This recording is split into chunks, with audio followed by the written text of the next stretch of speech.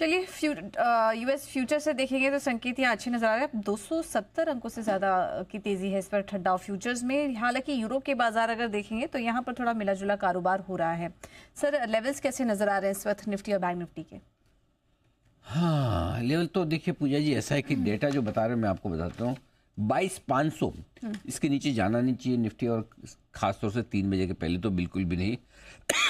माफ कीजिएगा, क्योंकि 22,500 के पुट पर 1 करोड़ 13 लाख शेयर है, हाईएस्ट ओपन इंटरेस्ट है।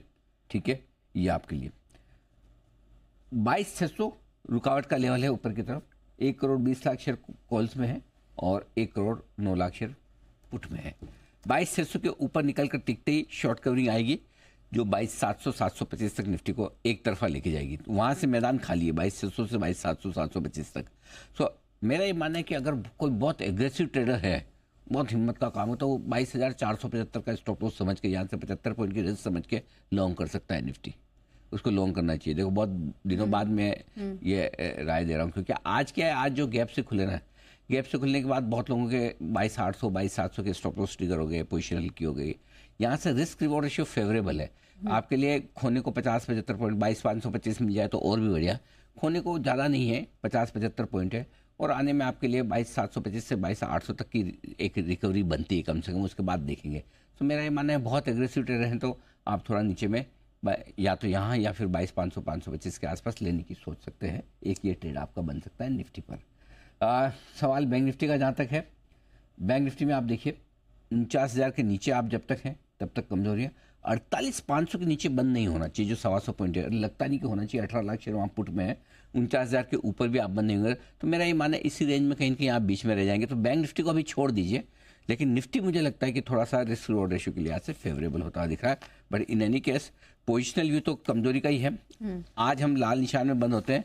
लगातार 14वां ट्रेडिंग सेशन होगा, 14 ट्रेडिंग सेशन कोई कम नहीं होते। 14 ट्रेडिंग सेशन जिसमें एक दिन हम खाली 30 पॉइंट निफ्टी पे ऊपर बंद हुए। 30 पॉइंट कोई पॉइंट नहीं होता बोलने।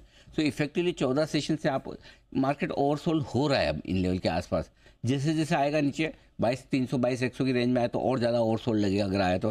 बट मेरा ये मानना है कि और गिरने के पहले एक हल्की रिकवरी हो सकती है। अगर आप उसको ट्रेड करना चाहें लेके, आपकी मर्जी। नहीं, हमें तो हाथ ही लगाना, कसम खा रखी है, कोई बात नहीं, ऊपर आने दो। अच्छा लेवल देखे रिकवरी में, फिर ऊपर में बेच देना। 22,700 आता है, 800 आता है, 900 आता है, देखा जाएगा जब रिकवरी में होगा तब की तब देखेंगे। मेरा ये समझना है कि इस वक्त थोड़ा सा शॉर्ट की तरफ रिस्क रिवॉर्ड रेशियो फेवरेबल नहीं है। शॉर्ट कवरिंग की तरफ फेवरेबल है, खरीदारी की तरफ रिस्क के साथ फेवरेबल है। क्यों? एक और रीजन बता। धीमे धीमे आप डाउ फ्यूचर्स देखिए, जरा एक बार नजर डालिए।